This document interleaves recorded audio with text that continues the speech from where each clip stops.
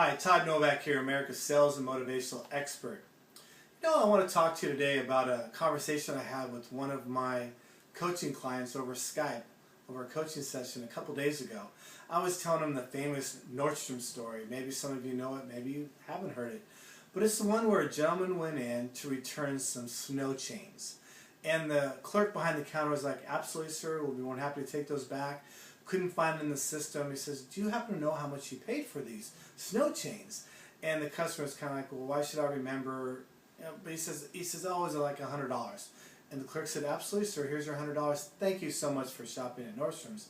And the guy was a little bugged, the customer. He kind of thought, "Well, why did it take you so long? And why didn't you know I purchased this? I'm a great customer. I've been purchasing all my stuff here for years."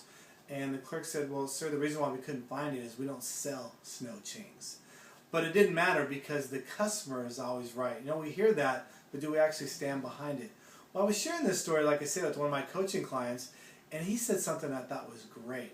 He said this, that when a customer comes in and something's wrong with their order, it's not about finding out whose fault it is. Usually you like to say, "Oh, it's the customer's fault," or "It's our fault." It's not about blame, it's about fixing it. And what he said was this. He said, "This is an opportunity to prove the value that that customer has to you as a business owner." And I thought, wow, this is an opportunity for you to prove the value that that customer has for you. In other words, do whatever it takes to make them happy.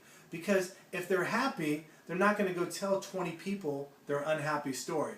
Because as you know, people get more excited about talking about the unhappy story than they do about the happy story.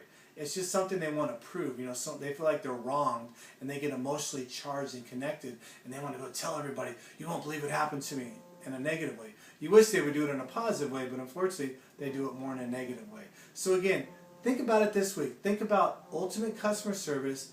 Do whatever it takes to make the customer right. Again, this is Todd Novak, America's sales and motivational expert. We'll see you here next week. Remember, you're a champion, you're a winner, and you're God's best. Thank you.